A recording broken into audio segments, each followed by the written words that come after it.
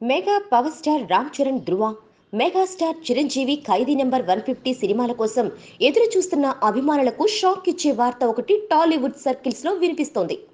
ఇప్పటికే రామ్ చరణ్ హీరోగా తెరకెక్కిన ధృవ సినిమా ఆడియో రిలీజ్ కూడా అయిపోయింది. షూటింగ్ కూడా పూర్తి చేసుకున్న ఈ సినిమా డిసెంబర్ మొదటి వారంలో రిలీజ్ చేయాలని ప్లాన్ చేశారు.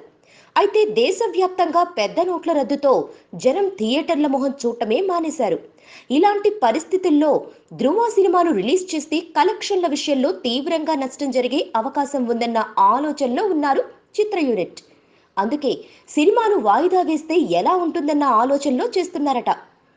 ధృవ సినిమాను నెల రోజుల పాటు వాయిదా వేస్తే జనవరిలో రిలీజ్ చేయాల్సి ఉంటుంది.